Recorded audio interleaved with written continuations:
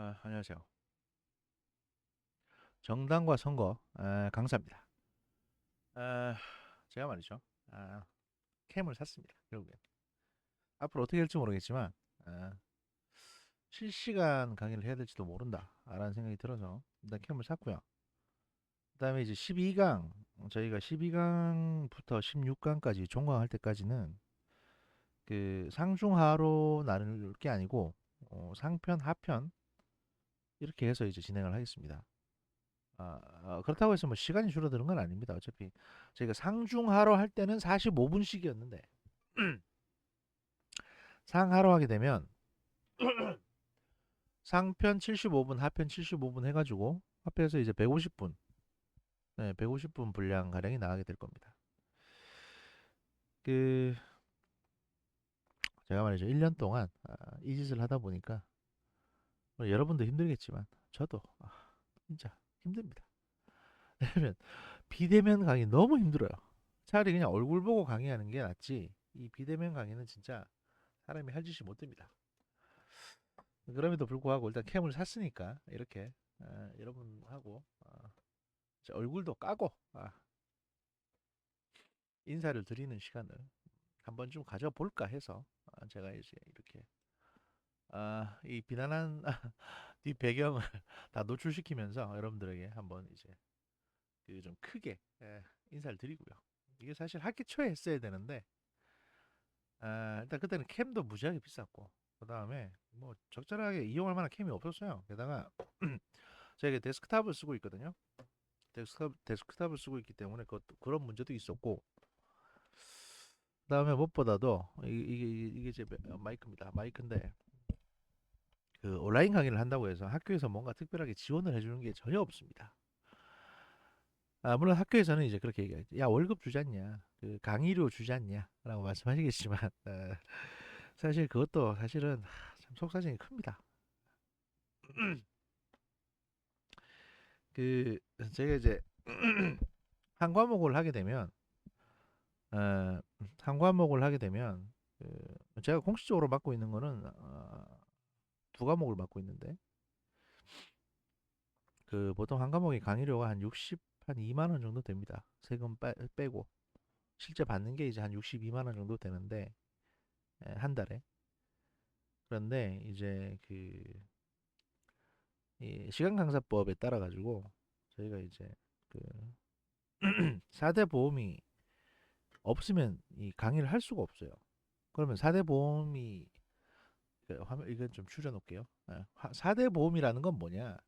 그러니까 어딘가에는 정규직으로 가입이 되어, 그러니까 직장 정규직으로 등록이 되어 있어야 4대 보험이라는 게 생기는 거거든요. 그런데 이제 통상 어딘가에 정규직으로 등록되어 있는 사람이 학교 시간 강사를 하겠습니까? 당연히 그 직장을 다녀야지. 그러니까 이제 강사법이 그렇습니다. 좀 되게 웃기게 돼 있어가지고 통상 이제 원래 시간 강사법에 따르면 강사를 뽑아가지고 제가 여담인데 조금 하겠습니다. 어차피 우리가 지금 진도 나갈 것도 많으니까 강사를 뽑아가지고 그 어떻게 되냐면 이제 그 강사한테 뭐 방학 때도 월급을 주고 그 다음에 뭐 이제 한 달에 한 200인가 300인가 주고 이렇게 이제 강의를 시키는 게 원래 시간 강사법의 취지입니다. 취지인데 현실은 어떠냐면 학교에서 그걸 안 해요. 잘. 여러분도 그렇게 뽑힌 강사가 정형과에서 강의하시는 거 본 적이 없죠, 그죠? 그러다 보니까 이걸 어떻게 하냐면 기존의 교수님들한테 강의를 많이 맡기고 그다음에 학교에 어떤 식으로 등록돼 있는 사람들한테 강의를 맡깁니다. 별도로 시간 강사를 뽑거나 하지 않습니다. 저 같은 경우는 그럼 어떻게 돼 있냐? 에, 겸임 교수로 돼 있는데 이 겸임 교수라는 게 사실은 예전에 그 시간 강사인 셈이에요. 그냥 한 학기마다 이제 수업이 배정돼서 하게 되는. 그러면 이제 어떻게 하면 겸임 교수가 될 수 있냐? 학교에서 4대 보험을 내주는 신분이 아닌 사람이라야만 겸임 교수가 될 수 있습니다. 그러면 근데 4대 보험을 어딘가에서 내야 되는 내는 신분이 겸임 교수예요. 겸임 교수가 될 수 있어요. 그럼 뭐냐면 학교에서는 사대보험을 내주기 싫으니까. 왜냐면 시간 강사로 채용하게 되면 시간 강사법에 정식 시간 강사로 채용하게 되면 학교에서는 한 달에 한 30 몇만 원 정도 되는 사대보험을 내줘야 되기 때문에 학교는 그게 싫은 겁니다. 또 나중에 신분이 이렇게 정규직으로 되는 거, 뭐 하여튼 그렇게 절차가 복잡하니까. 왜냐면 시간 강사법이 특이하게도 시간 강사를 뽑는데 거의 교수 뽑는 수준으로 심사를 하게 돼 있거든요. 그럼 학교에서는 그냥 교수 뽑지 왜 굳이 그렇게 하겠어요? 그러니까 그러다 보니 그 겸임 교수를 많이 채용하게 되는데 이것도 사실 편법이거든요. 어딘가에 그 직장에 있는 사람, 그런 사람들이 이제 겸임 교수로 채용이 됩니다. 근데 전 그게 없잖아요. 그러니까 이제 어떻게 되냐면 어떤 법인, 하여튼 밖에 아무 회사나 아무 법인이나 그런데 이제 이 이름을 올려놓고 거기서 사대보험을 내면서 이쪽에 와서 강의를 해야 됩니다. 그러면 거기 사대보험을 그러니까 뭐 친구 회사든 동생 회사든 뭐 지인의 회사든 간에 거기에 적을 두고 사대보험을 내야 되는데 그게 한 달에 한 2, 3만 원 되거든. 35만 원 정도 됩니다. 사대보험이. 그러면 이제 강의를 하려면 한 달에 35만 원을 어딘가에 내고 와서 강의를 해야 되는 거예요. 그러니까 한 달에 62만 원을 받는데 그중에 한 절반 가까이를 강의를 하기 위해서 내고 강의를 하는 거죠. 그러니까 결국에는 한 달에 한 30만 원 받는다. 그런 거죠. 원래 60 몇만 원 받아야 되는데 한 30만 원 받고 지금 강의를 하는 겁니다. 이게 제가 이제 그래서 강의가 힘들다 뭐 이런 얘기를 하는 건 아닙니다. 제가 어차피 뭐 돈 때문에 강의하는 건 아니고요. 저도 어차피 또 누차 말씀드리지만 학계 자체에 그렇게 큰 애정이 없습니다. 그래서 저도 빨리 이제 외부에 어떤 연구소 같은데 취직을 해서 이제 가려고 하는데 제가 뭐 그걸 얘기하고자 하는 건 아니고 그 우리 현실이나 법이라는 게 이렇게 참 그렇다. 왜냐하면 강의할 때만 사대보험을 내는 게 아니거든요. 방학 때는 강의가 없잖아요. 근데 그 신분이 유지가 돼야 되기 때문에 방학 때도 그 30 몇만 원을 사대보험을 내야 됩니다. 방학 때는 강의료도 안 들어오는데 그게 핵심이죠. 그러니까 이게 되게 웃기게 돼 있어요 지금. 예. 하여튼 뭐 그렇다. 그래서 제가 누차 강의 때도 말씀드리잖아요. 제가 힘들다. 이거 언제 강의 못하게 될지 모르겠다라고 말씀드리는 게 강의가 힘들다기보다 바로 그런 것 때문입니다. 저도 이제 강의하는 게 재밌고 또 여러분들이 또 잘 들어주시고 좋다고 하시니까 강의를 좀 더 열심히 하고 싶은데 현실이 뭐 하고 싶은 대로 하고 살 수 있도록 만들어 주질 않네요. 하여튼 뭐 그렇다는 거 양해해 주시고요. 그렇다고 여러분들이 뭐 양해하실 필요는 없습니다. 제가 하도 아침에 갑자기 문득 현타가 와서 이런 말씀 드립니다. 그러니까 여러분들도 공부 열심히 하셔가지고 어, 훌륭한 직장인이 되시라라는 말씀드리고요. 또 훌륭한 어떤 입법가가 되시면 이걸 좀 바꿔주시라. 제가 만약에 대통령이 되면 제가 아마 한 10년 안에 정치계로 들어가지 않을까라는 생각도 해보는데 어, 제가 만약에 대통령까지 된다면 이 현실을 반드시 뜯어고치겠습니다. 아무튼 그렇습니다. 자 오늘은 제가 이거 일단 창을 띄워놨는데 제 얼굴을 만약에 이게 제가 강의하는데 조금이라도 방해가 된다 싶으면 바로 창을 닫도록 하겠습니다. 이게 지금 CPU도 약간 무리가 가고 있는 것 같긴 한데 일단 하는 거 봐서 상황 봐가지고 자, 요 창을 계속 놔둘지 이게 시험 삼아 지금 가동하는 거라서 놔둘지 아니면 닫을지 고민을 해볼게요.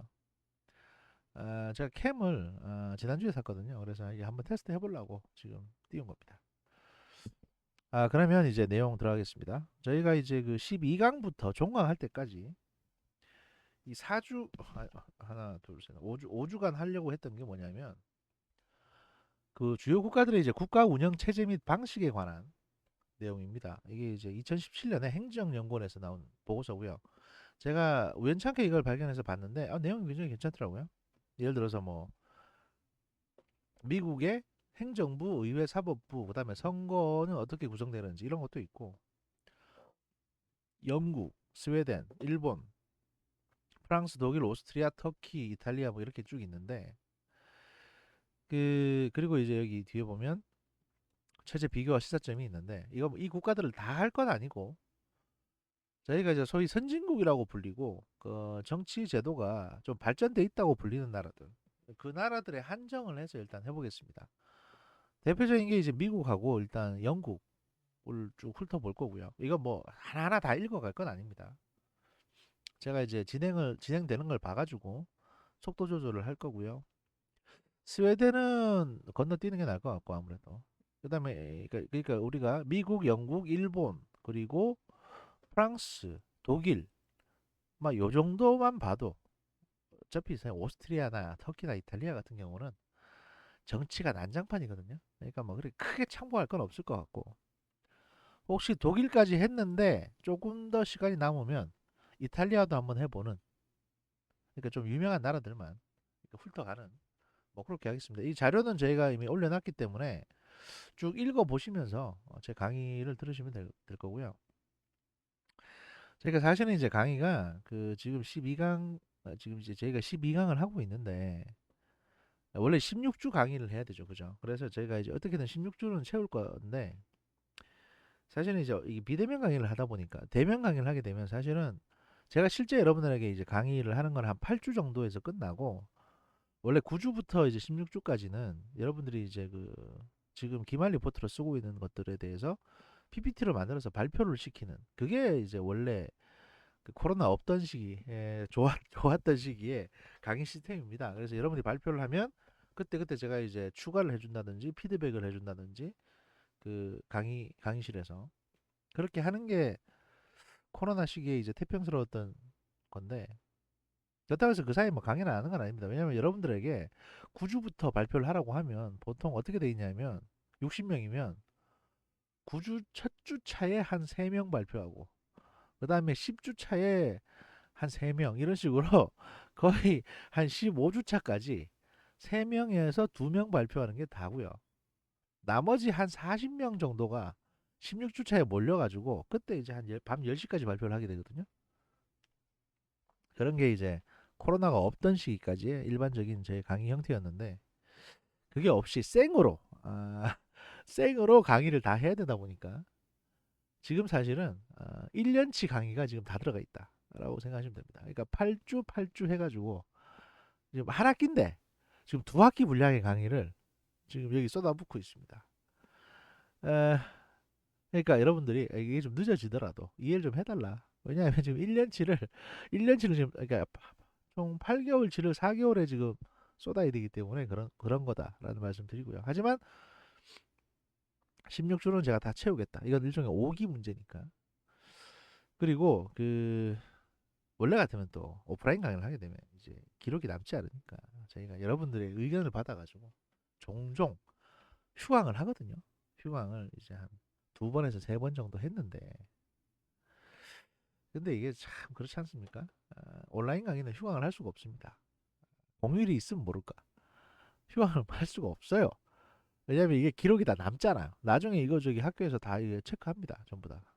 그러다 보니까 휴강도 못하고. 어, 하여튼 코로나기 때문에 뭐 강사들이 뭐 비대면 강의한다고 꿀 빠는 게 아니냐라는 생각을 하실 텐데 전혀 그게 아니다. 라는 말씀 드리고요. 저희도 사실은 울분에 차 있다. 이런 말씀을 드립니다. 코로나가 진짜 싫습니다. 비대면 강의도 너무 싫고요. 어, 하여튼 뭐 그렇습니다. 예. 오늘따라 제가 굉장히 좀 징징거리네요, 여러분들에게. 좀 징징거리는데 아직 아침을 못 먹어서 그런 게 아닌가라는 생각도 해봅니다. 아무튼 자, 뭐 들어가 봅시다. 그래서 이제 미국부터 저희가 쭉 훑어볼 겁니다. 다 읽어 내려갈 건 아니니까 너무 이제 야 이거 어느 세월에 다 읽냐 이런 생각하실 필요는 없습니다.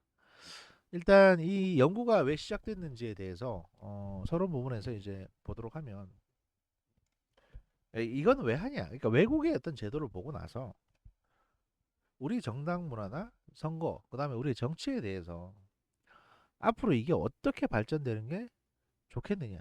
여기에 대해서 사실 고민을 해보려고 이걸 하는 겁니다. 뭐 다른 이유가 있는 건 아니에요. 사실은 저희가 투표에 관해서도 했고 정당에 대해서도 했고 여러 가지 뭐 제도에 대해서도 했고 했는데 여러분도 이제 거기에 대해서 리포트를 쓰고 계시는데 가장 기본적인 고민이 하나 있습니다. 뭐냐면 우리가 지금 이렇게 하고 운영하고 있는 제도는 과연 우리에게 적합한 거냐, 합리적인 거냐? 거기에 대해서는 아직까지 답이 없어요.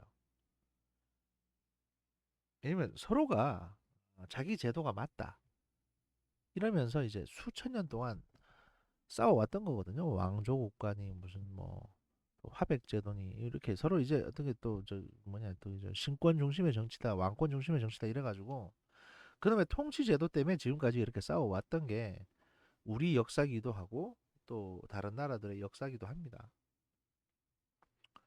또 이제 어떤 그 정치적인 집단은 우리가 주장하는 제도가 맞다 그러면서 이 정치 제도를 이걸로 하자라고 하면서 이제 혁명을 일으키기도 하고 또 쿠데타를 일으키기도 했고요. 뭐 5.16이 그런 거죠. 내각제 쓸데없다. 대통령제로 다시 돌리자. 뭐 이런 거였으니까. 4.19는 대통령제 집어치워라. 내각제가 최고다. 뭐 이런 거였고. 근데 그게 이제 통치하는 사람들은 그대로인데 제도만 그렇게 바뀌어 왔던 겁니다. 때로는 그 제도라는 게 뭐랄까요? 역사적인 전통이나 관성, 그다음에 그 정부의 정통성 때문에 그런 제도가 정해질 때도 있고 실제로 진짜 그 제도가 필요했기 때문에 그 제도가 이제 그렇게 굳어져 갔던 것도 있습니다. 근데 그건 케이스 바이 케이스니까 우리가 어떤 문제에 있어가지고 이게 정답이다 이렇게 말할 수는 없는 거예요. 그래서 이렇게 야 뭐가 우리한테 답일까? 우리 시스템에 대한민국 시스템에 대통령 제도가 답일까? 아니면 내각제가 답일까? 물론 실제적인 내용이나 구성은 사람들이 그 구성원들이 뭐 내각제든 대통령제든 간에 정치하는 사람이 똑바로 정치하면 되지 않냐 이렇게 생각하실 수도 있지만 그 시스템이 어떻게 갖춰져 있냐에 따라서 거기에서 정치하는 사람들의 마음가짐이나 어떤 그 의사결정이 달라질 수도 있는 겁니다. 그래서 이제 이걸 보고자 하는 겁니다. 보고자 하는 거고. 에, 내용을 들어가 보면 제가 지금 왜 이렇게 자꾸 머리에 신경 쓰냐면 저도 몰랐는데 이거 보십시오 이렇게 뭐 되게 허옇잖아요 이게. 야 숱이 이렇게 많이 없나? 이런 생각이 갑자기 들었던 거예요. 근데 이게 어, 제 애들이나 제 와이프도 이걸 해봤는데 다 이래요 다. 그러니까 숱이 없는 게 아니고 원래 고해상도 카메라로 머리 위에서 이렇게 비추면 마치 이렇게 없는 것처럼 보입니다. 제가 이제 머리카락이 좀 얇은 편이라서 그런기도 한데 탈모가 있는 건 아닙니다. 근데 이걸로 보니까 자꾸 이게 눈에 거슬려서 그런 겁니다. 그렇다고 해서 모자 쓰고 할 수도 없고 하여튼 아, 일단 서론부터 들어가 보겠습니다. 최근 우리나라는 민주주의를 공고히 하고 국정 운영의 책임성, 대표성, 효율성을 강화하기 위한 개헌 논의에 당면하고 있습니다. 이게 2017년에 나온 보고서인데 아마 2017년 말에 나왔을 테고 그때 이제 이게 문재인 정부 초기 때 개헌을 하자 말자 이래가지고 말이 많았죠. 그래서 그때 분위기를 담고 있는 겁니다. 또 그때 사실 개헌을 하려면 그때 가장 적기였죠. 이제는 뭐 정권이 바뀌어서 개헌을 추진해도 개헌이 될까 말까 한 상황이고요, 사실은. 뭐 국내의 정치적, 경제적, 사회적 환경의 급변으로 1948년 헌법 제정 및 그 이후 수차례의 개정 당시와는 다른 차원의 문제가 발생하면서 30년 만에 헌법적 요소의 수정을 통해 해결하고자 하는 것이다. 특히 현재의 개헌 논의는 5년 단임 대통령제 및 중앙 집권적 국정 운영의 한계를 보완하여 보다 나은 국정 운영 체제를 모색하고자 하는 움직임으로 볼 수 있다.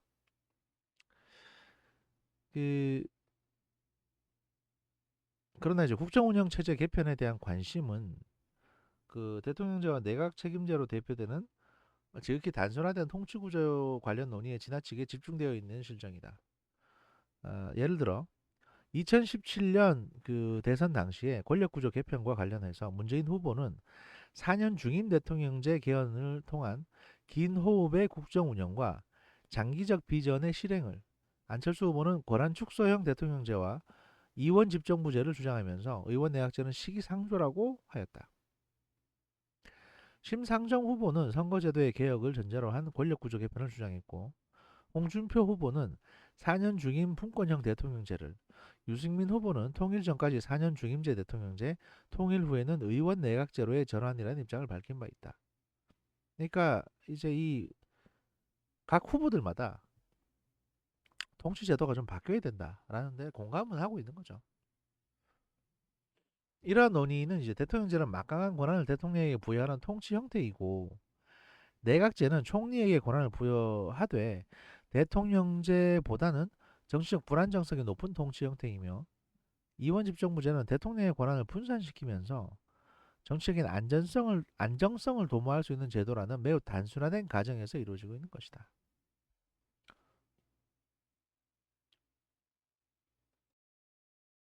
그러나 대통령제와 내각책임제는 그 자체로서 이념형 이며 실제로 운영되는 작동 방식과 작동되는 구조는 각 통치 구조를 채택하고 있는 국가별로 다양하게 나타난다. 해당 국가의 역사적 경험과 정치 문화가 상호작용하여 특수성 있는 제도로 발전해온 경로 의존적 성격이 강하게 내재되어 있기 때문에 제도의 운영과 실제 결과는 달라질 수 있다는 것이다. 우리나라만 하더라도 200년간 대통령제를 유지해온 미국식 대통령제를 수입했지만 내각제의 기초 위에 대통령제가 도입돼서 부통령이 아닌 국무총리 제도를 운영하고 있다. 또한 미국의 대통령제가 철저한 상권 분립 및 견제와 균형의 원리에 의해서 작동되는 반면 우리나라는 이제 여당의 국회의원이 견제 역할을 수행하기보다는 국정 책임의 동반자로서 행정부에 참여하는 내각제적 특성을 나타낸다. 그래서 국회의원 출신인데 국회의원인데 장관이 되는 경우가 종종 있죠. 이게 사실 바람직한 게 아닙니다. 이거는 왜냐하면 국회의원을 하고 있는 정치인들은 기본적으로 전문성이 많이 떨어집니다. 예를 들어서 뭐 변호사 출신 같으면 법무부 일은 잘할 수 있겠지만 국토교통부를 간다든지 이게 전문 관료보다도 전문성이 떨어질 수 있는 부서에 그냥 막 갖다 꽂거든요. 그 결과 사실 그 말이 빵또 안 했더라고 불리는 이제 김현미 장관이나 뭐 이런 케이스들이죠. 그리고 또 문제가 사실 교수 출신을 장관으로 앉히는 것도 그렇게 좋은 방식은 아닙니다. 왜냐하면 교수들은 기본적으로 물론 뭐 공대 교수들 같으면 좀 더 나을지 모르겠지만 그,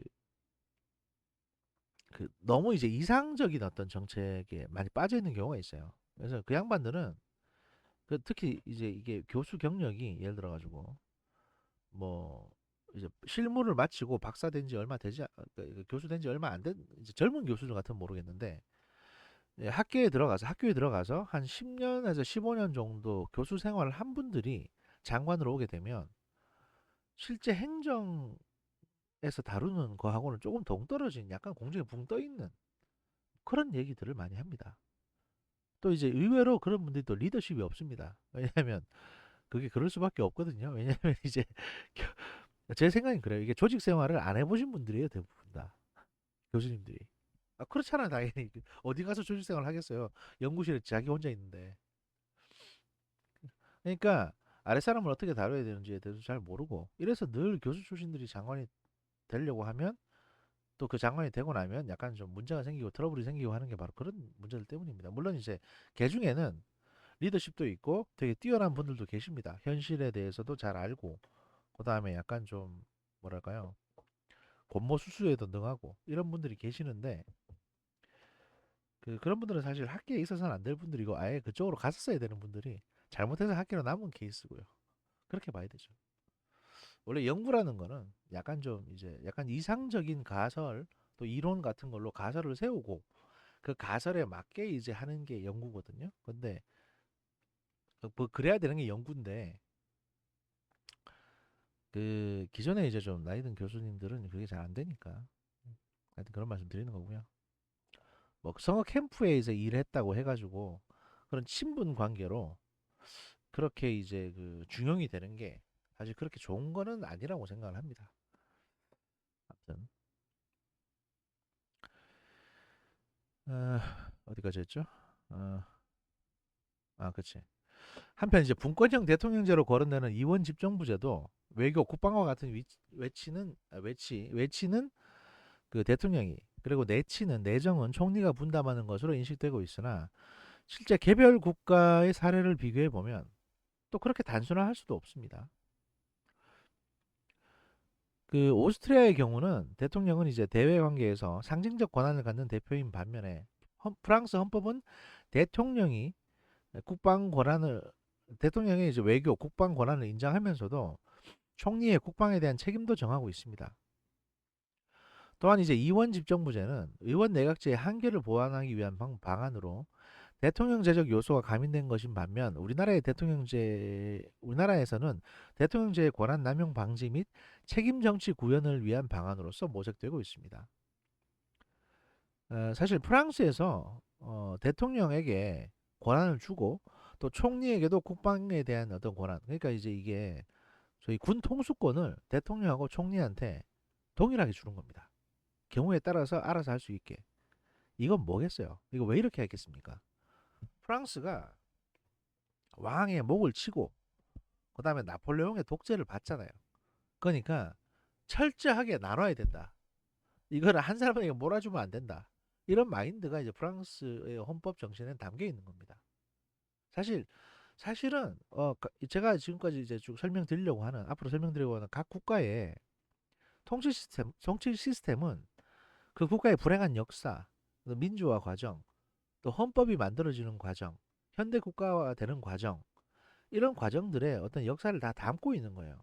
그래서 그런 걸 다 담고 그 나라만의 우린 이게 맞다. 야, 우리 민족의 어떤 특성에는 야, 이 제도가 맞아라고 해서 선택이 된 거지.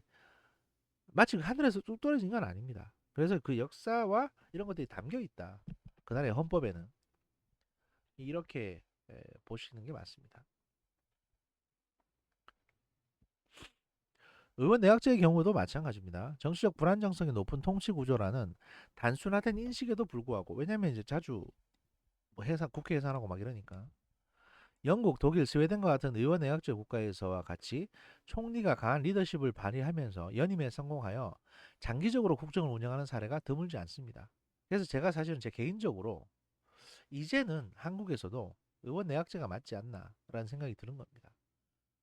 왜냐하면 그 이전에는 뭐 북한도 있고 또 정치가 너무 보수 정치, 그러니까 이제 큰 어른 정치, 소위 말해서 어 그 있죠 왜? 그 당 대표급이 되는 큰 어른들이 돈과 공천권을 가지고 막 사람들에게 지명할 때, 사실은 우리나라가 그 노태우, 김영삼, 김대중 이렇게 흘러내려올 시점에서는 거의 순서가 정해져 있다시피 했어요. 대통령 맡을 만한 사람들 순서가. 그때 이제 무슨 얘기가 나왔냐면 김영삼 대통령 때, 야 이게 무슨 노인정 회장이냐, 나이 든 순서대로 또 정치적으로 이제 영향력 있는 순서대로 대통령직 물려받게, 이런 소리까지 했었거든요. 그러니까 소위 큰 어른 정치가 이제 우리나라에서는 주가 됐었죠. 그랬는데 이제 그 다음부터는 진짜 막 아사리판이 된 겁니다.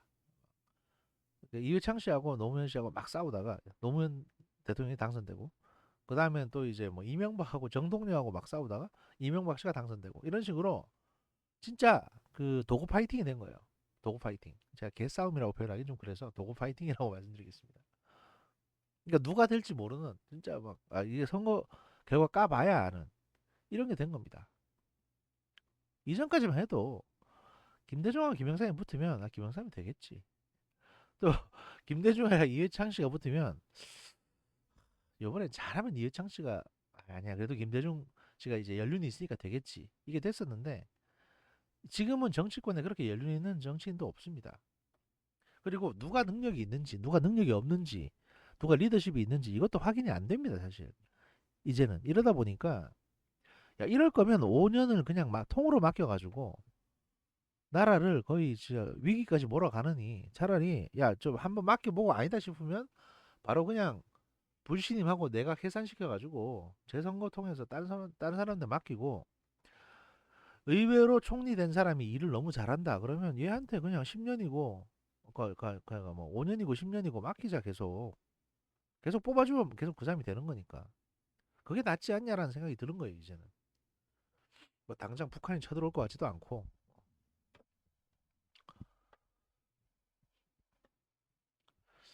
하여튼 뭐 그렇다는 거고. 반면 이제 이탈리아와 같이 1945년부터 2001년까지 내각 변동 과정에서 평균 집권 기간이 10개월밖에 되지 않은 극단적인 사례도 있습니다. 그래서 뭐 아무나 다 총리하는 거죠, 그냥. 계속 총리가 바뀌어요, 그냥.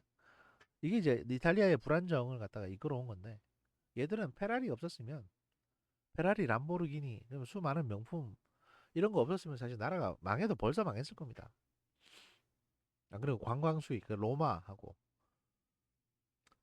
그래서 이제 의원 내각제라는 통치 구조가 그 자체로서 정치적 불안정성이 높다기보다는 선거제도, 정당제도, 또 의회 통제로부터의 자율성 정도에 따라 운영된다는 제도적 맥락에 대한 이해가 요구되는 것이다.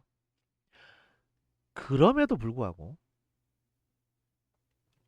대통령제와 내각 책임제, 각 통치 구조의 장점과 단점과 같은 단편적 지식에 의존한 평면적 논의가 이루어지다 보니까 지금까지는 각 통치 구조의 대표적 사례라고 할 수 있는 그 미국, 영국, 독일, 프랑스 등 소수의 선정된 국가들을 대상으로 한 국정 운영 체제 관련 정보에 한정되어 있고 다수 국가에 대한 종합적 비교 연구는 부족한 실정이다.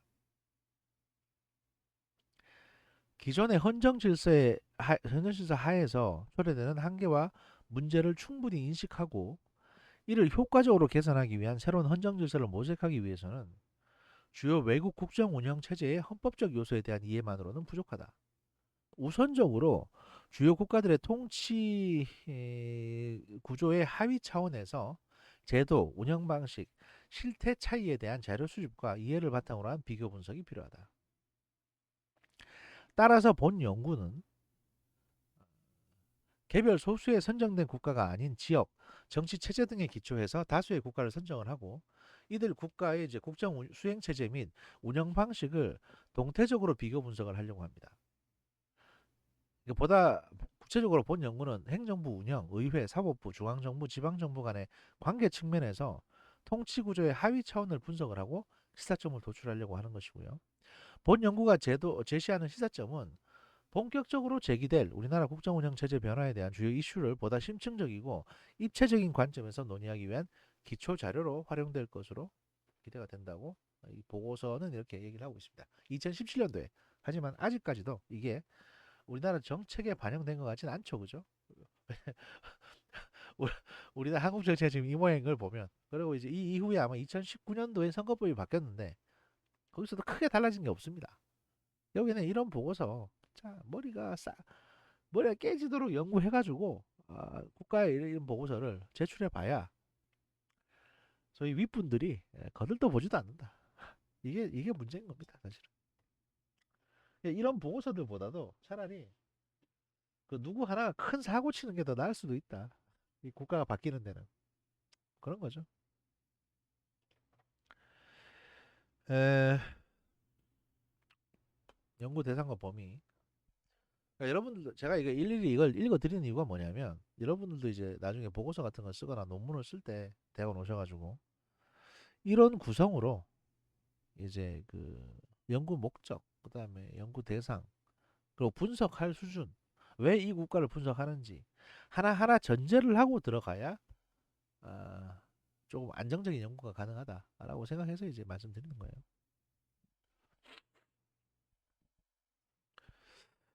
그 본 연구는 대통령제와 내각 책임제의 두 가지 국정 운영 체제 유형으로 분류하고 비교 분석을 위한 주요 사례 국가를 정치적 안정과 경제 발전 등에 기초하여 선정을 했습니다. 이 이원 집정부제의 경우에는 실제 운영되는 사례를 통해서 볼 때 대통령과 의회의 권한의 상대적 크기에 따라서 대통령제적 요소가 강한 이원 집정부제와 내각 책임제적 요소가 강한 이원 집정부제로 나타납니다. 결국 이원 집정부제는 대통령제와 내각 책임제의 단순한 융합 형태라기보다는 통치구조 제도화의 역사와 정치적 상황에 따라 두 구조의 연속성상의 어느 한 지점에 다양하게 위치할 수 있습니다. 따라서 본 연구에서는 이원 집정부제를 별도의 국정운영체제로 분류하진 않았습니다. 그러니까 이 연구 보고서는 기본적으로 이제 대통령제와 내각 책임제 이 두 가지 큰 틀에서 보고 이원 집정부제는 얘들이 운영을 하다가 약간씩 이제 좀 달라지는 부분들에 대한 것으로만 이제 이해를 해서 보겠다라는 거죠. 주요 분석 대상 국가는 대통령제 국가로 미국과 프랑스, 내각 책임제 국가로 영국, 스웨덴, 일본, 독일, 오스트리아, 터키, 이탈리아를 선정을 했습니다. 본 연구는 대표적인 이원 집정부제 국가로 분류되는 프랑스와 오스트리아를 각각 대통령제 국가와 내각 책임제 국가로 분류했습니다. 내각 책임제 국가는 대통령이 국가 수반이면서 총리가 행정부의 수반이 되는 독일, 이탈리아, 오스트리아, 터키를, 또 상징적인 국왕과 총리가 내각을 통할하는 국가로서 영국, 일본, 스웨덴을 선정을 했고요. 이들 국가는 향후 개헌 과정에서 논의될 국정 운영 체제에 대한 시사점을 제공해 줄 수 있을 겁니다. 이게 이제 이 연구를 왜 하냐면, 야, 우리나라가 개헌을 해야 되는데 앞으로 헌법을 좀 바꿔야 되거든요. 근데 이제 여기에 대한 어떤 그 배경 연구 차원에서 해봤다라는 거죠. 미국은 대통령, 부통령 체제의 국가로 대통령제의 원형 국가로 분류됩니다. 대통령이 국가 원수이면서 행정부의 수반으로 권력이 집중되어 있음에도 불구하고 고위 공직자의 임명에 대한 의회의 동의, 입법권의 의회 독점, 그리고 이제 의회 의원의 국무위원 겸직 금지 등 견제와 균형의 원리에 따른 다양한 제도적 장치가 존재합니다. 우린 이게 하나도 안 돼 있죠. 그러니까 우리는 이게 뭐가 문제냐면, 사실 우리가 미국식 대통령제라고 하는데 그게 아닌 이유가 이겁니다. 고위공직자의 임명에 대한 의회 동의가 반드시 있어야 됩니다. 미국에서는. 미국에서 의회에서 동의 안 해주면 대통령이 그 사람을 장관으로 임명할 수가 없어요. 근데 우리는 의회에서 비토를 했고 의회에서 안 된다고 했는데도 대통령이 임명해버리잖아요. 그냥. 우리는 이게 참고사항으로 돼 있고, 입법권 같은 경우도 그 이제 그 보통 이제 의회에서 법안을 만들어서 내야 되는 건데, 그래서 이제 이거를 갖다가 만들기 위해서 그 많은 국회의원들끼리 서로 설득하고 다니고, 행정부에서도 의원들 찾아다니면서 어떻게든 이제 국회를 설득하려고 하는 거거든요. 그리고 국회 눈치도 좀 보고, 왜냐하면 수틀리면 법 안 만들어주니까. 근데 우리는 정부 입법이라고 있습니다. 정부에서 법을 만들어 가지고 이걸 의회에 올려서 좀 만들어 주세요라고 밀어 붙일 수도 있게 돼 있어요. 정부 입법. 그러니까 정부 입법 자체를 폐지시켜야 됩니다. 그렇게 되지 않으면 국회는 그냥 이렇게 늘 이중대 역할밖에 못 해요. 근데 우리는 정부 입법이라는 게 있고, 미국 대통령제하고 또 다른 거죠. 그다음에 의회 의원의 국무위원 겸직 금지. 우리는 지금 의회 의원이 장관을 한 사람이 한둘이 아니잖아요, 지금. 이게 잘못된 겁니다. 이러면 안 됩니다, 사실.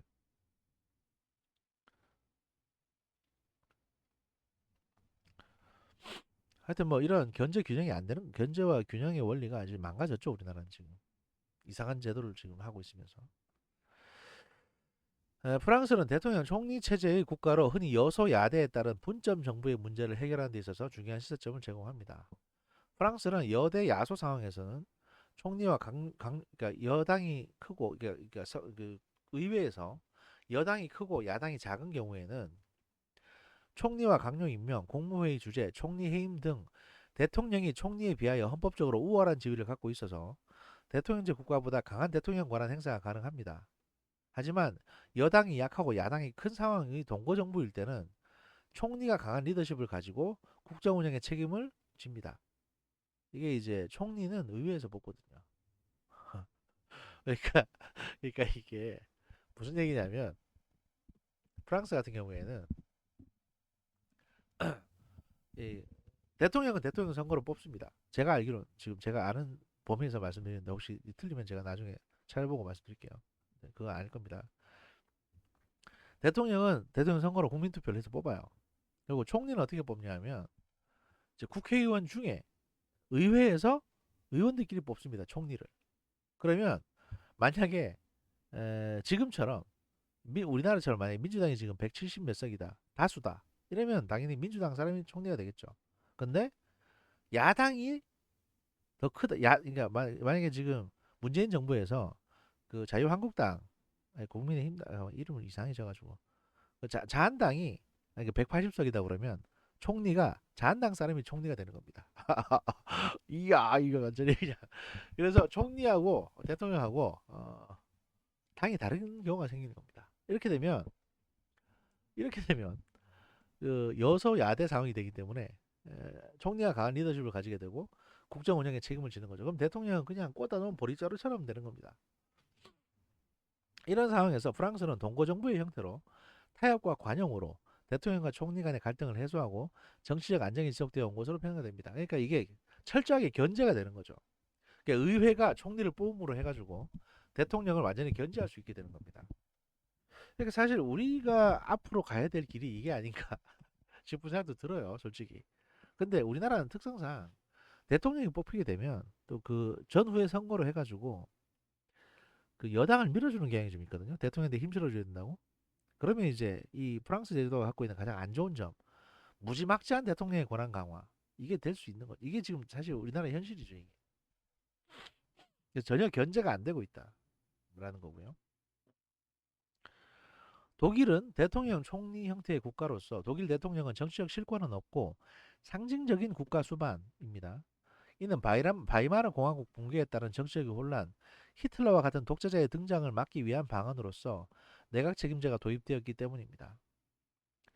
연방 총회에 의한 이제 간접 선거에 의해서 대통령이 선출되는데 그 대통령 후보 추천 과정에서도 총리의 영향력이 지대합니다. 그러니까 총리가 독일에서는 총리가 대통령 후보에 대한 권한 후보 이 사람을 대통령으로 하시는 게 어떻겠어요라고 이제 올릴 수도 있고 그 다음에 대통령 선거도 그 의회에서 간접 선거를 한다는 거죠.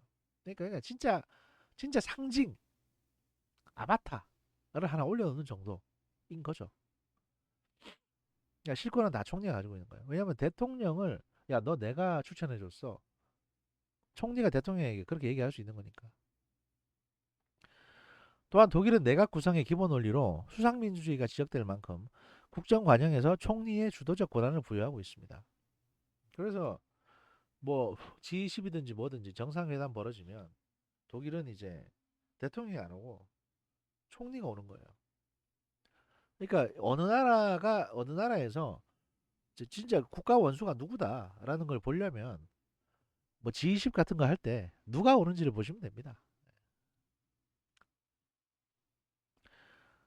영국도 영국 수상 여제 엘리자베스 여왕이 오는 건 아니잖아요. 그러니까 대통령 수상 형태의 이제 국가로서 대통령 총리 형태의 국가로서 오스트리아는 총리 중심의 행정부 운영이 이루어지고 대통령은 내각 책임제 국가에서와 같이 헌법이 보장하는 대통령의 권한 이외에는 역할 포기로서 이제 상징적 역할을 수행하게 됩니다. 대통령이 총리 등 행정부 구성권에 대한 임명권을 갖지만 의회의 불신임이 가능하기 때문에 대통령은 다수당의 대표를 총리로 임명할 수밖에 없는 구조여서 대통령의 권한 행사가 상당히 제한적이고요. 이탈리아도 상징적인 대통령과 행정부의 수반인 총리 형태의 통치 구조를 갖고 있는데 그 이탈리아의 대통령은 의회 및 주 대표가 선출합니다. 이탈리아에서는 다수당 내부의 계파 간 갈등, 연립 정권 내 소수당의 의견 불일치 등으로 자주 정권이 붕괴되는 현상을 보여왔고 따라서 이탈리아는 다당제이면서 단독 집권이 사실상 불가능하여서 내각 책임제 국가에서 효과적인 정부 구성과 국정 운영이 어려운 사례로서 시사점을 제시하고 있습니다. 이러니까 이탈리아에서는 카이사르가 다 때려 죽이고 그냥 왕 되려고 했었던 거고 사실 어떻게 보면 이게 이탈리아 사람들의 특징인가 봐요. 왜냐하면 보시면 나오겠지만 단독 집권이 사실상 불가능하다. 이거 로마 시대 때부터 지금까지 이탈리아 계속 이랬습니다. 그리고 그 주대표라는 얘기가 나오잖아요. 이게 그러니까 의회 의원하고 주대표가 선출한다고 돼 있잖아요. 이탈리아는 그 각 주가 거의 다른 나라입니다. 오죽했으면 통일 전쟁까지 했겠어요? 그러니까 일본보다도 더 배타적이 강합니다. 북부 이탈리아, 남부 이탈리아가 서로 다 싫어하고 예전에 보시면 이제 뭐 무슨 로마가 있고 그다음에 그 밑에 무슨 뭐 뭐냐 짜잘한 도시들이 많은데 그게 다 하나하나가 이제 독립된 왕국처럼 운영이 되고 또 시실리는 시칠리 하여튼 거긴 또 거기대로 독립적인 왕국처럼 운영이 되고 이러다 보니까 서로가 서로를 다 싫어해요. 그러니 이제 통일이 안 되는 거죠, 얘들은 멀었어요, 아직. 교황 없었으면 벌써 애진작이 갈라졌을지도 모릅니다.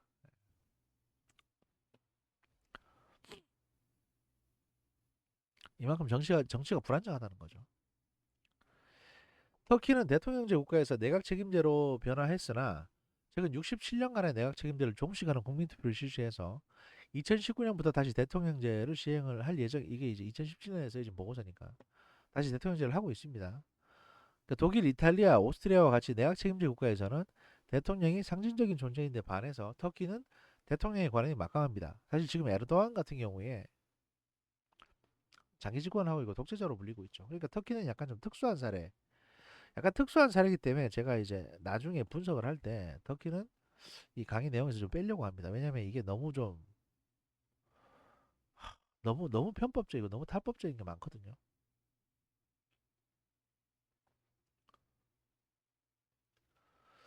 내각은 국회에서 신임한 후 기능을 시작하지만 대통령은 국회 소집권, 법령 재심 요구권, 총리 임명 동의권, 총리의 강요 임명 및 해임에 대한 거부권 등을 행사할 수 있습니다.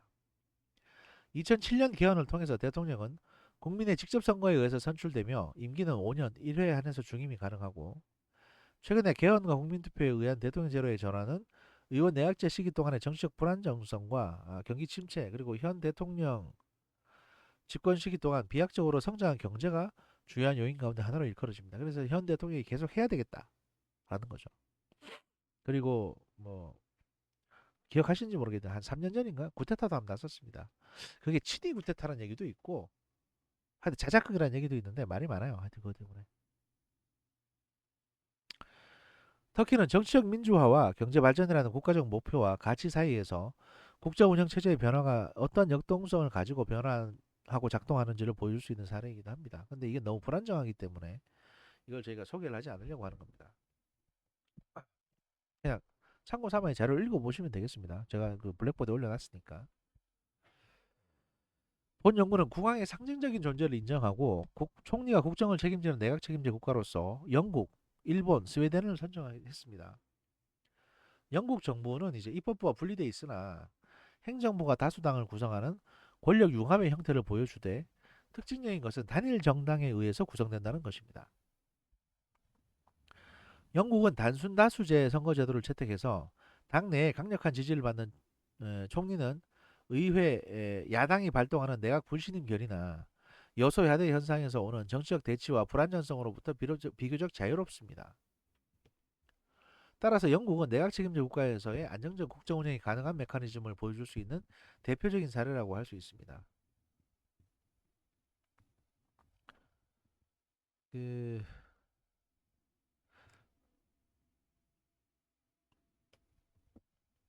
일본은 이제 미국이나 영국의 하원에 해당하는 중의원 다수당의 총재가 다수당 대표로 선출된 사람이 총리로 지명이 됩니다.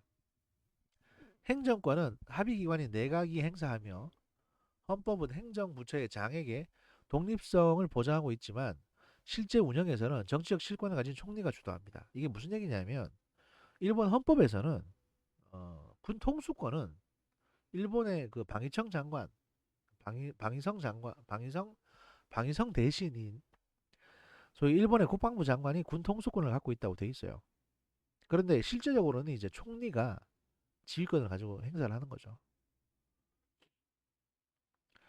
또한 내각의 신임 및 불신임은 대부분 부결되며, 내각은 가기 결정을 거쳐 중의원을 해산하지만 실질적으로는 총리가 주도합니다.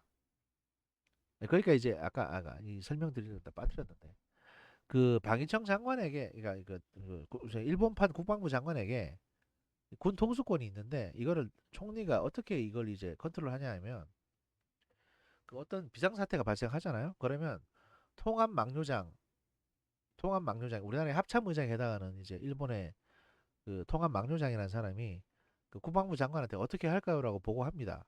지금 무기를 사용해도 되겠습니까? 저 정체불명의 선박을 공격을 할까요? 라고 국방부 장관한테 물어봐요. 그러면 국방부 장관이 자기가 그냥 자기 마음대로 공격해라 라고 해도 됩니다. 법적으로는.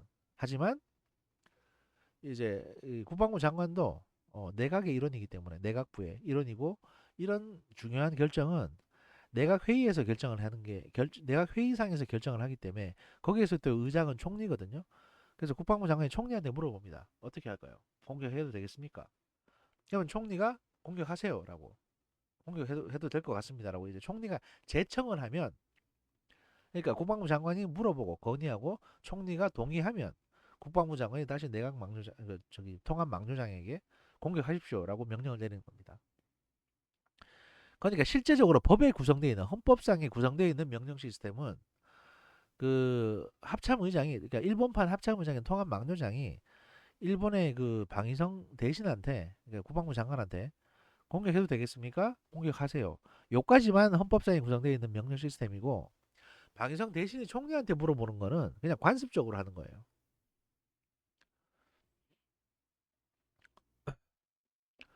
2006년 9월부터 2012년 12월까지 총리는 1년에서 2년마다 사임해서 교체된 바 있습니다. 이렇게 해서 일본도 굉장히 혼란이 많았죠. 2012년 재집권 이후에 96대, 97대 총리를 잇따라 지낸 이제 아베 총리는 내각 지지율이 30%대로 추락하자 2017년 9월에 공단 돌파를 내세우며 중의원을 해산하고 다시 치러진 총선에서 여당인 자민당이 압승해서 4차 내각을 구성해서 최장 연임 총리직을 수행할 것으로 전망이 됐고 수행을 했죠. 그리고 이제 2020년에 총리직에서 사임을 하게 됩니다. 이처럼 일본의 내각 책임제는 이제 내각과 의회 간의 상호 의존 체제 하에서 정치적 불안정성이 나타나기도 하고 반대로 그것이 정치적 불안정성을 해소하기도 합니다. 그러니까 일본의 내각 책임제는 상당히 그 좀 복잡하고 정교한 일본 정치 문화가 그대로 다 담겨 있는 겁니다. 그렇게 이해하시면 되겠습니다. 스웨덴은 연립 정부를 기초로 하는 의회 협치, 장관 책임 제도 및 내각 집단 책임 제도의 운영을 통해서 정치 안정 및 국정 운영의 효과성을 도모하는 국가입니다. 주로 진보 정당, 여기 진보 정당으로 분류되어 있는 사회민주당, 사민당, 좌파당, 녹색당, 그리고 이제 보수 정당인 기독교당, 기독당과 이 과반 이상을 차지하여 연립 정부를 구성하고 2017년 기준으로 8개 정당이 349석을 분점하고 제1당인 사회민주당이 전체의 32%인 113석을 가지고 있습니다. 스웨덴은 필요시 연정 파트너가 아닌 정당의 주요 인사를 국가 전체에 영향을 미치는 핵심 정책의 특보로 임명하는 등 대타협을 통한 국정 운영을 수행해 왔습니다. 장관이 아니라 이제 특별보좌관, 특보로 임명해서 이 정책을 좀 다뤄달라라는 식으로 이제 하는 거죠. 예를 들면 코로나가 너무 심하다. 그러면 이제 예를 들어서 뭐 자한당에 뭐 의사 출신 의원 한 사람을 이제 뭐 문재인 정부에서 특보로 임명해서 같이 공동으로 이 문제를 해결해 나갑시다라고 하는 거하고 같은 겁니다. 스웨덴의 이러한 이제 협치 경험은 다당제 상황에서의 효과적 국정 운영을 위한 시사점을 제공해 줄 수 있습니다. 연구 범위 분석 요소.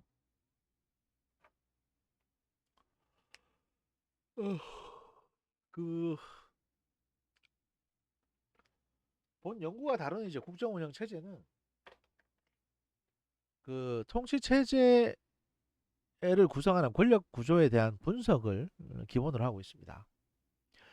권력 구조 분석은 정부의 구성, 즉 국가 수반, 행정부, 입법부, 사법부의 구성 체제를 대상으로 할 뿐만 아니라 중앙 연방 정부와 지방 정부 간의 관계도 포함합니다. 왜냐하면 우리는 그냥 지방 정부가 어차피 중요하지가 않잖아요. 그렇게 또 그렇게 큰 권한이 있는 것도 아니고 우린 그래요. 근데 유럽의 국가들은 그 지방 정부가 하나의 다 독립적인 왕국이었기 때문에 도시국가 시스템이었거든요. 그러니까 이 지방 정부의 어떤 영향력이나 역할도 되게 중요합니다. 이걸 신경을 안 쓸 수가 없어요. 중앙 정부가. 그래서 이제 연방 정부, 연방 국가 이렇게 되는 거고. 우리는 연방의 경험을 해본 적이 없으니까 그런데 만약에 이제 이게 그 이북에 이 북한의 어떤 주장이 먹혀가지고 고려 연방제가 된다. 그래서 고려 연방공화국이 한반도에 수립이 되고 그 아래에 그 남한주, 북한주가 이렇게 나눠지게 되면 연방 국가가 되는 거니까. 그러면 실제로 이제 이런 걸 경험할 수 있게 됩니다. 끔찍한 일이죠. 예. 예. 그 첫째 행정부에 대해서는 국가 수반과 행정 수반의 선출 방식 및 임기, 고유한 권한과 역할, 의회 및 사법부 등 여타 국정 운영 체제와의 관계, 내각의 구성 권한 등이 이제 검토됩니다. 한편 본 연구는 기존의 다른 국정 운영 체제 연구에서 심도 있게 다뤄지지 않은 분야로서 공직 사회에 대해서도 분석을 하게 될 겁니다.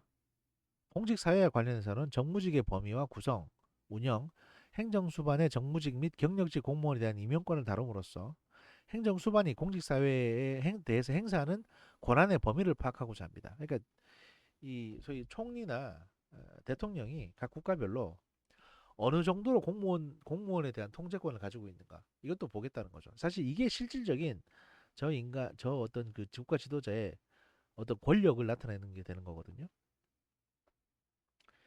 제가 그러니까 지금에서 말씀드리는데 이 업로드가 빠르지 못한 이유가 뭐냐면 일단 이 자료들을 제가 일단 다 읽어보고 분석을 해야 되고요. 그 다음에 그 제가 말이 좀 빠른 편입니다. 그래서 이제 이걸 쭉 읽고 분석을 해서 드리는데 이게 말을 많이 하다 보면 목이 아파가지고 한 번에 물론 이제 여러분 생각하기에 야 아니 하루가 24시간인데 일주일에 3시간 뽑는 게 왜 이렇게 오래 걸리냐 하실 수 있는데 이거 진짜 엄청 힘든 일 이게 진짜 쉽지 않습니다. 그냥 단순히 읽어 내려가는 것뿐만이 아니죠. 이거 보고 또 중간중간에 생각나는 아이디어를 설명을 해드려야 되니까.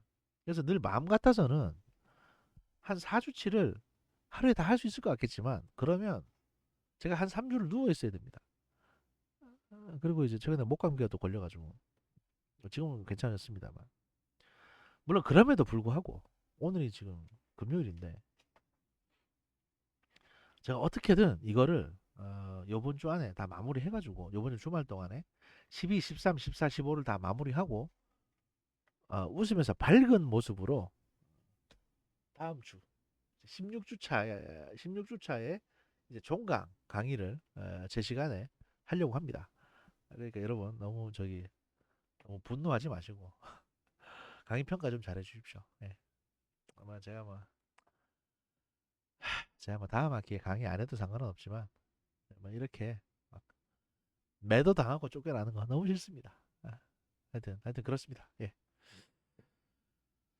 어, 그리고 두 번째 입법부에 대해서는 의회의 구성 및 운영 방식, 의회와 내각 및 사법부와의 역할 관계를 주로 분석을 할 겁니다. 특히 정당 제도 및 의회 체계, 의원의 선출 방식, 선거 방식은 이제 정당 체제뿐만 아니라 그에 부합하는 정부 형태의 구체적인 설계에 영향을 미칩니다. 따라서 통치 구조의 실질적 운영에 대한 동태적인 분석을 위해서는 의회 구성 방식에 대한 논의가 필수적입니다. 이 분석은 향후 개헌 과정에서 진행될 통치 구조에 대한 심도 있는 논의의 기반이 될 것입니다. 셋째, 사법부에 대해서는 사법부의 구성 및 운영 방식, 구성원의 임명에 대하여 분석을 할 거고 엄격한 삼권 분립을 원칙으로 하는 대통령제 국가에서나 권력의 융합에 의해서 국정이 운영되는 내각 책임제 국가에서나 사법부는 독립적으로 운영이 됩니다. 그러나 행정 수반이 직접적으로 임명하는 경우, 위원회 구조를 통해 임명하는 경우, 국왕에 의해 임명되는 경우나 연방에 의한 임명, 독립적 기관에 의한 임명, 법원의 자율권에 의한 임명 등 다양한 형태로 나타나게 됩니다. 이러한 다양한 양상에 대한 분석과 함께 어떠한 메커니즘에 의해서 사법부의 독립이 가능하는지도 분석을 할 겁니다. 넷째, 본 연구는 그 기존의 국정운영 체제에 대한 논의에서 밀도 있게 다뤄지지 않은 중앙과 연방정부와 지방정부 간의 관계를 분석을 하게 될 겁니다. 그 중앙 및 연방정부는 한 국가의 통치 구조의 기본 틀을 구성하는 중요한 축이며 현 정부는 연방제 수준의 자치분권 국가를 만들기 위한 정책을 시행을 하고 있습니다. 그러니까 이제 현 정부, 대한민국 정부가 지금 그렇게 하고 있다는 거죠. 예, 개헌을 해서 그렇게 할 거라는 얘기였습니다. 사실은 2017년에 이런 논의가 상당히 많이 진행이 되긴 했었습니다. 또한 중앙집권적 권력 구조를 탈피하고 지방 분권을 강화하기 위한 헌법 개정이 논의되고 있습니다. 본 연구는 중앙 연방정부와 지방정부 간 상호관계, 또 권한과 기능 배분의 근거와 내용, 지방정부의 구성과 운영체제에 대하여 분석함으로써 향후 지방분권 개헌 논의를 위한 기초자료를 제공할 수 있을 것입니다. 3절 연구의 방법. 이거 어떤 식으로 이제 연구를 하겠냐. 이것도 중요한데. 문헌 분석. 첫 번째는 이제 분석 대상 국가별로 분석 요소와 내용 관련 자료를 수집을 합니다. 우선 기초 자료로서 이제 본 연구는 각국의 헌법을 우선적으로 검토를 하고 각 통치 체제의 구성과 운영은 헌법에 기반하므로 헌법에 대한 면밀한 검토와 확인 없이는 국가의 개별적 특성에 따른 운영의 차이를 파악하기 어렵기 때문입니다. 또한 본 연구는 헌법이 명시하고 있는 내용이 실제 정치적 상황에서 어떻게 작동하는지에 대한 동태적 파악과 특정 통치 구조가 효율적이면서도 민주적인 국정 운영 체제에 기하기 위해서는 어떠한 메커니즘이 뒷받침되어야 하는지를 분석하기 위하여 2차 자료로서 기존의 다양한 연구문헌, 신문 등을 분석을 하고자 합니다. 그리고 뭐 인터넷에서 이제 많은 원천 자료들을 찾을 수 있겠죠. 공동 연구. 본 연구 방법상 특성은 특정 개인에 의한 지필이 아니고 다수의 전문 지필진이 참여하고 연구 과정에서 지필진 간의 수차례의 토론, 또 전문가 및 현지 공무원 초빙에 의한 의견 교환을 수행하였다는 것입니다. 정치적, 사회적, 문화적 배경이 다르고 경제적 수준 또한 차이가 있는 9개 국가를 망라해서 국정 운영 체제를 연구하고 비교 분석을 통한 시사점을 도출하는 것은 개인이 수행하는 것에 한계가 있습니다. 그래서 본 연구는 각 국가에서 학위 과정을 거쳤거나 각 국가에 대해 오랜 기간 연구를 수행한 경험을 바탕으로 해당국의 언어 전문성, 정치 문화와 제도에 대한 전문성을 보유한 지필진이 참여를 했습니다. 각 지필진이 해당 국가에 대한 기본적인 분석을 수행하고 이후 9개국 국정운영체제의 특성과 운영 원리에 대해서 지필진 간의 토론, 전문가 초빙 의견 등을 통해서 비교론적 시각에서 분석을 수행합니다. 그래서 이제 내용을 동일한 수준으로 맞추는 겁니다. 이렇게. 그러니까 9개의 국가에 대해서 따로따로 하는 거니까 각 9개의 국가별로 전문가들을 찾아가지고 그 사람들한테 일단 원고를 써달라고 맡겨요. 그 다음에 나중에 그 사람들이 다 쓰고 나면 한꺼번에 모아가지고 이 보고서의 구성, 형태 이런 것들을 다 이제 균일하게 맞춥니다. 또, 또 예를 들어 미국에서는 의회에 대해서 이만큼 다뤄졌는데 이 일본에서는 의회에 대해서 조금밖에 안 다뤄졌다 그러면 이것도 좀 더 보강해 주세요라고 이제 하고 이거 보강 안 해주면 통과 안 된다. 그럼 돈 못 받는다. 이렇게 이제 계속 디스를 하는 거죠. 그래서 야 해라 이렇게. 이런 집단지성 과정을 통해서 본 연구는 국정운영체제 개헌 논의가 보다 밀도 있게 이루어질 수 있는 기초자료를 마련했습니다. 이걸 누가 썼는지를 한번 봅시다. 앞쪽에 우리가 안 봤는데 이런 얘기를 보고 나서 누가 집필했는지를 보게 되면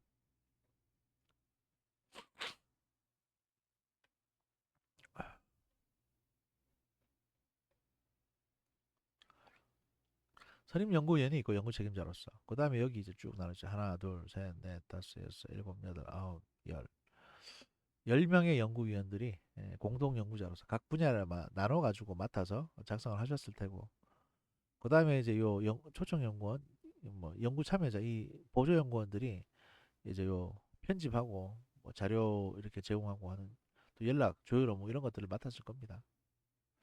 이게 얼마짜리 연구 과제인지 모르겠는데 이 정도 분량이면 아마 1억은 넘었을 거라고 보여지고요.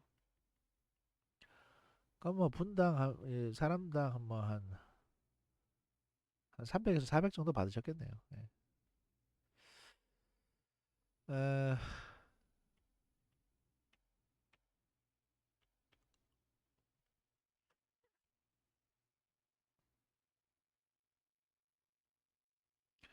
그래서 이제 우리가 시작을 이제 미국부터 시작을 하게 됩니다. 미국부터 시작을 하게 되는데 뭐 여기서 상편을 마칠 건 아닙니다. 왜냐하면 지금 1시간 3분밖에 안 되기 때문에 적어도 우리가 이제 시간을 맞추려면 상하로 1시간 15분은 돼야 그러니까 75분이 돼야 75분 75분 합하면 두 개 150분이 딱 되거든요. 150분이면 이제 얼추 쉬는 시간 빼고 3시간이 되는 거니까. 그래서 이제 한 편당 150분이라고 보시면 되죠. 150분. 그렇죠. 네. 내가 착각하나? 아닌데? 150분, 150분 맞죠? 한 편이 150분. 아니지. 한 주가 150분이 되는 거죠. 그러니까 3시간짜리인데 6, 38에서 이제 180분인데 이걸 또 화장실 갔다 오는 시간을 빼야 되거든요. 휴식 시간이 보장돼 있습니다. 법적으로 여러분. 그래서 150분이다. 말씀드리고요. 하여튼 그래서 이제 미국에 대해서 보겠습니다. 미국 통치 체제 및 행정부, 미국 헌법의 기본 원리. 이게 이제 쭉 읽어 내려가는 게 야 이거 지금 424페이지짜리인데 이제 23페이지인데 이거 어느 세월에 끝내냐고 싶지만 제가 이거를 하나하나 읽어 내려가지는 않을 거예요. 필요한 부분만 제가 사전에 다 검토를 해봤거든요. 그래서 이제 이거는 꼭 소개해야 되겠다 하는 부분만 이제 얘기를 할 거니까 이거 다 궁금하시면 여러분이 개별적으로 읽어보시면 됩니다. 제가 자료 다 들었으니까. 미국 헌법의 기본 원리. 미국은 선진 자유민주주의 국가에서는 독특하게 연방제와 권력 분립에 기반한 대통령제를 중심으로 한 통치 구조를 발전시켜 왔습니다. 연방제와 권력 분립형 대통령제는 정치 권력은 수직적으로나 수평적으로 분할했습니다. 연방제 하에서 연방정부, 주정부, 지방정부 간에는 수직적 계층적 분업과 체계의 다층 거버넌스를 구조화시키고 있고 삼권 분립형 권력 구조는 대통령제 하에서 입법, 행정, 입법, 사법부 간의 견제와 균형을 추구하는 권력이 다중적인 다중심 거버넌스 형태를 띠고 있습니다. 이러한 통치 구조는 모두 미국 헌법에 근거하고 있으며 헌법의 기본 원리로서 연방주의, 권력 분립, 견제와 균형, 연방정부의 우월성, 법의 지배 등을 명확하게 하고 있습니다. 첫 번째, 페더럴리즘, 연방주의를 보면 연방주의는 역사적으로 17세기 유럽에서 배타적 단일주의를 정당화하는 절대국가의 주권에 대하여 공유 연방 주권을 주장하기 위해서 일종의 대안 개념으로 등장했습니다. 하지만 추상적인 개념이던 공유 연방 주권 개념을 미국 연방 헌법에서 제도적으로 구현하고 현실 정치에서 실현시키고자 한 점은 미국의 독창적인 시도였습니다. 이게 애당초 그러니까 이론적으로 완벽하게 갖춰져 있지 않았던 개념으로 헌법을 만들었기 때문에 뒤에 계속 이제 헌법을 수정해 왔던 겁니다. 그래서 수정헌법 얘기가 자꾸 나오는 거예요. 이건 수정헌법 몇 조다 몇 조다 하는 게 뭐냐면 약간 좀 덜 익은 개념을 갖고 와서 헌법을 만들었어요. 영국에 대항하려다 보니까. 그래서 이렇게 된 거다 보시면 되고요. 미국은 애초에 수직적 수평적 분권을 제도화하여 공화주의를 실현시키기 위해서 연방주의를 채택했습니다. 건국 초기 연방파와 공화파 간의 논쟁을 통해서 미국은 이제 왕국인 영국의 식민지 경험에서 비롯된 절대 권력에 대한 거부감과 강력한 국가 건설에 대한 필요성을 동시에 조화 절충시키고자 논의했습니다. 그래서 절대 권력자를 미국의 지도자로 들일 수는 없다. 가 이제 기본 마인드였는데 그럼에도 불구하고 영국하고 싸워야 됐기 때문에 강한 국가를 만들어야 된다. 이게 사실 모순된 거잖아요. 강력한 지도력이 필요한데 절대 권력은 싫은 거예요. 그럼 이거 어떻게 해야 되냐? 여기에서 계속 고민을 해왔던 겁니다. 그 건국의 아버지들이, 예. 파운딩 파더들이 미국 전체 차원의 통일성 확보와 그 주정부 차원의 지역적으로 기능한 정부를 동시에 추구하면서 다수로 이루어진 하나를 표방해서 그러니까 all for one, one for all 이런 거죠. 크고 강력한 정부와 작고 기능적인 정부의 장점을 동시에 취해서 미국식 연방제도를 탄생을 시켰습니다. 당시 헌법 주창자들은 새로운 국가가 영국과 같은 강력한 단일 정부로 되는 것은 반대했지만 왜냐하면 독재가 싫다니까요. 한편으로는 하나의 국가로 존속하기 위해서 어느 정도 중앙정부의 권력이 필요함을 인정하고 있었습니다.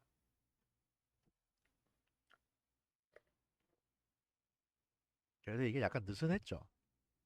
약간 느슨했는데 그러다 보니까 남북전쟁이 생긴 겁니다. 그리고 이제 남북전쟁이 끝나고 남북군이 완전히 패배하면서 중앙의 연방정부가 강력한 권력을 가진 정부가 됐습니다. 따라서 그들은 이제 정부 권력을 연방과 주정부로 이완화하는 연방제를 도입했습니다. 당시 제임스 메디슨은 연방국가 건설의 찬성론자들은 정부 권력을 중앙정부와 주정부가 나누어 가짐으로써 상호 견제할 수 있어서 오히려 국민을 정부 독재로부터 이중으로 보호할 수 있다고 주장을 했습니다. 이걸 사실 가장 대표적으로 볼 수 있는 게 그 지정생존자라는 이제 미국 미드입니다. 그 지정생존자라는 미드를 보시면 어떤 구성이냐면 그 무슨 뭐 신년 기념 연설회가 의회에서 벌어졌는데 그 의회에서 이제 폭발 사고가 테러가 발생을 해요. 그래서 대통령, 그다음에 모든 장관 그리고 그 저기 뭐냐 각 연방의 상원 의원, 하원 의원이 다 한꺼번에 몰살당합니다. 그래서 지도부가 완전히 사라집니다. 그리고 남은 거는 그 주택부 장관인가 하는 그 저기 지정 생존자로 어디 가서 이제 과자 먹고 있던 그 장관 한 사람하고 각 주정부의 주지사들만 남아 있어요. 각 주정부의 주지사들. 그나마 주지사들은 50개 주의 주지사들은 각 주에 있었으니까 그 사람들은 살아남았죠. 그런 경우에 이제 일단은 권력 순위에 의해 가지고 그 하나 남은 장관이 일단 대통령이 됩니다. 대통령이 되는데 그냥 되는 게 아니고 그 주지사들의 동의를 구해야 됩니다. 그 순간조차도 그 사람이 대통령의 권한을 오롯이 행사하는 게 아니라 일단 긴급한 사항 다 수행하고 그 다음에 주지사들 모아놓고 이 사람들이 투표를 통해 가지고 이 사람한테 대통령 권한을 지속적으로 줄 건지 아닌지를 그 찬반을 통해서 선출하게 돼 있었던 거예요. 아, 그 참. 하원 의원도 한 명 살아남았습니다. 하원 의원도. 그 사람도 지정 생존자였는데. 하여튼 뭐 그렇게 됐던 겁니다. 그러니까 그 와중에도 시스템은 이렇게 굴러갔던 거죠.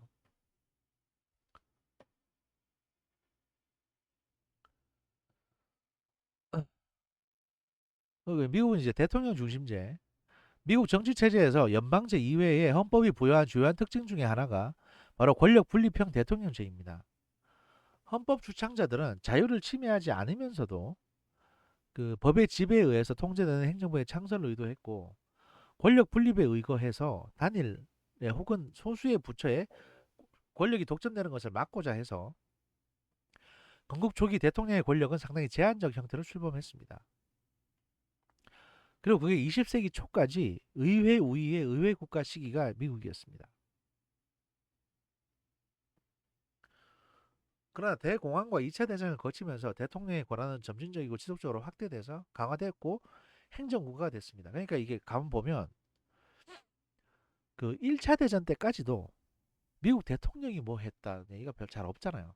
생각해보세요. 미국 건국 이후에 조지 워싱턴 빼고 그 2차 대전이 벌어지기 전까지 트루먼 대통령 그러니까 뭐냐 그 프랭클린 루즈벨트 이전까지 뭔가 대통령이 뭔가 큰 거 했다 라는 대통령이 잘 없지 않습니까? 링컨이 한번 했다가 전쟁 났죠. 남북 전쟁. 그래서 미국은 그때까지 의회 우위의 국가였던 겁니다. 의회 중심에. 근데 대공황 거치고 2차 대전 거치고 하면서 권력이 점점 대통령에게 집중됐습니다. 사실 이것 때문에 사실 말이 많아요. 왜냐하면 미국이 진주만 공습을 그냥 모른 척 했고 대통령이 그다음에 2차 대전에 참전하게 된 게 그 프랭클린 루즈벨트가 그 대통령의 권한을 강화시키기 위해서 일부러 저런 거 아니냐 이런 얘기까지 나왔었거든요. 그런 음모론자들도 있습니다. 그렇게 강화된 대통령제 권한 이후에 이게 약화되지가 않아요. 그때 당시 연임 제한데 프랭클린 루즈벨트는 3선까지 했습니다. 그리고 그 다음부터는 대통령들이 막강한 권한을 행사합니다. 군대도 막 필요하면 막 보내고 이래요. 이래서 이제 의회가 점점 의구심을 갖고 이걸 봤던 거죠. 일부러 2차 대전 진주만 공습을 모른 척한 거 아니야? 왜냐면 당시 의회에서 2차 대전에 참전하면 안 된다고 계속 반대를 해왔기 때문에 프랭클린 루즈벨트 입장에서는 그게 굉장히 고민이었거든요. 왜냐면 처칠은 당장 죽겠다고 하는데 저를 도와달라고. 근데 의회에서는 계속 반대하고 있으니까